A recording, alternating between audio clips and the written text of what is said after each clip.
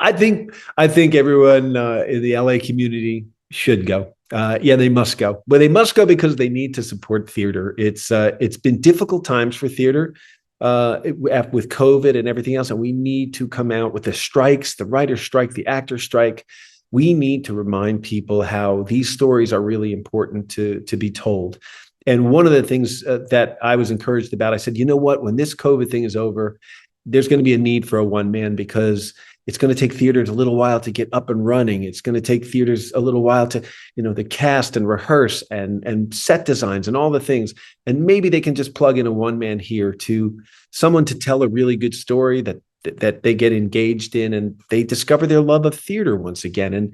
And when we make the theater community healthy, then other great stories come out, ensemble pieces and musicals and all kinds of great stuff. So we cannot let this beautiful art form suffer any more than it has through this difficult COVID period. So yes, it's a must and it should come to the show.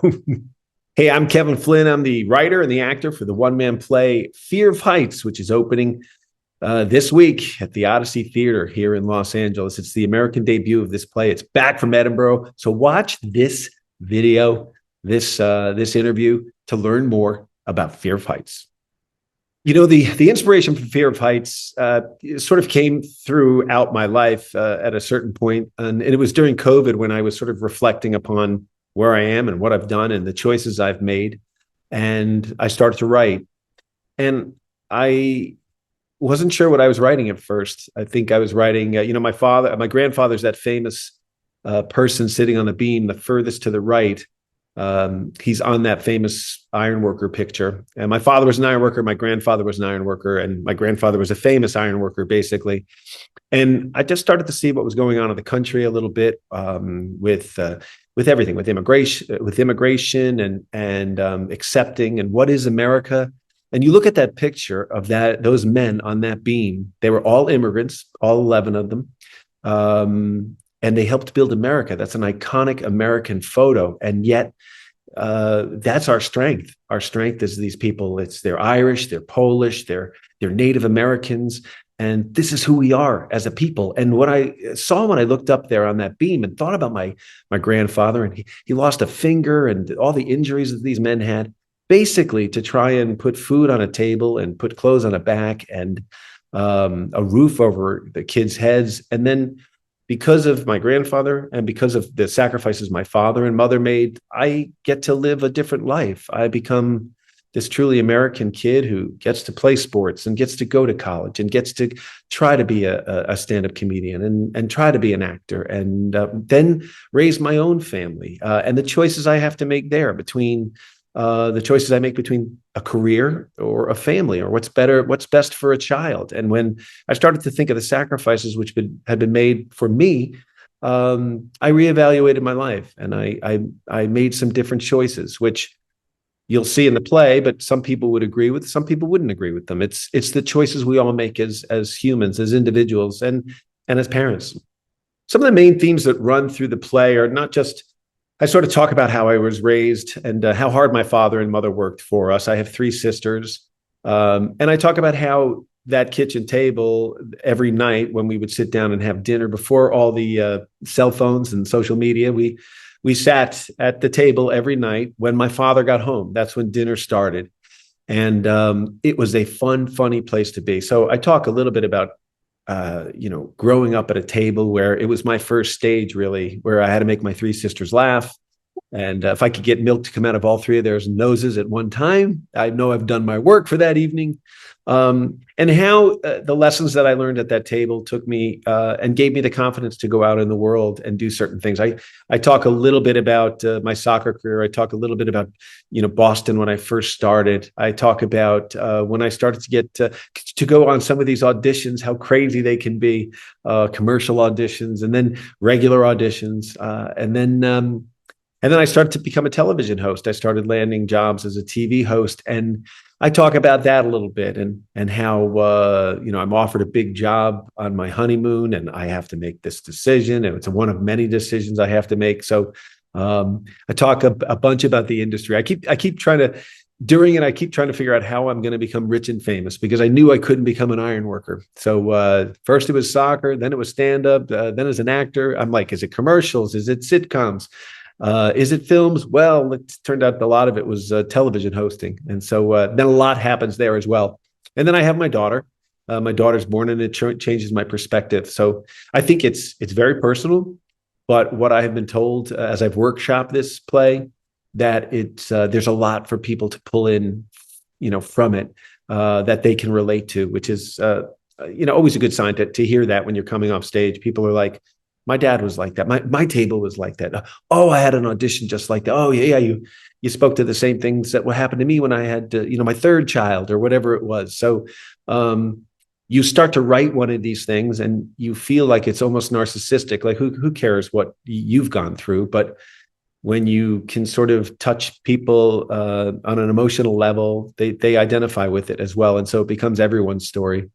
I think I want the audience to get whatever they feel out of it. I think I want them to pull whatever they identify with and understand maybe that I went through some of the things they went through, for good and for bad, and to really about what I came to, the conclusion was for me, is about love and family and giving, all the things I had been taught growing up in life. The other things are fun, the travel, the movies, it's all part of it. But what it comes down to at the end is about, let's love each other. Let's be appreciative of what we have. And I basically spell out my priorities, and hopefully people can identify with some of them. For me, what I look for when I'm in the moment, time just goes away. It really does. I think for me, this is a very different breed of cat, because stand-up comedy is much more delivering your material, affecting people on one level, perhaps to make them laugh. And that I really get to read right away. I can tell if I'm doing well or if they're laughing. Let me change it up. Let me try this. I'll go over to this material. What I've noticed with this is there are laughs in this play, hopefully. There have been as I've workshopped it, but there's more than that emotion in this play. And when I go there, when I time just sort of stands still for me. I really don't even see the crowd anymore. I just tell my story, and I kind of lose myself in it. And I think what is so powerful about theater is that when you affect people on a couple of different emotions, you really kind of get them more than I've experienced with stand-up comedy, which I do love, but it's at one level. Theater, God, it just goes to another place and takes you to another world completely. I think everyone in the LA community should go. Yeah, they must go, but they must go because they need to support theater. It's been difficult times for theater with COVID and everything else, and we need to come out with the strikes, the writer's strike, the actor's strike. We need to remind people how these stories are really important to be told.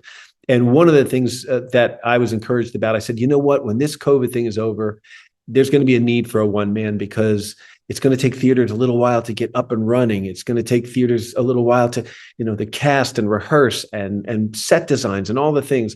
And maybe they can just plug in a one man here to someone to tell a really good story that they get engaged in, and they discover their love of theater once again. And when we make the theater community healthy, then other great stories come out, ensemble pieces and musicals and all kinds of great stuff. So we cannot let this beautiful art form suffer any more than it has through this difficult COVID period. So yes, it's a must and it should come to the show. When people ask me about my play, and they know I'm a stand-up comic, and I've been in some movies, obviously, as an actor, but I'm predominantly known as a stand-up comic. I always had struggled with, comedy, dramedy, heartfelt with some laughs, because it's the two different emotions. So come watch it, and hopefully you'll be moved in a lot of different directions. That's all I can say about my play. Hey, everybody, I'm Kevin Flynn. I am starring in a one-man play called Fear of Heights. I've wrote it over COVID. I've workshopped it. I did it in Edinburgh last year, got great reviews. It is making its American debut in Los Angeles at the Odyssey Theatre. So it's a 3-week run. Please go to the website, the Odyssey website, and get your tickets. I am sure you will enjoy it. And we need to support live theater.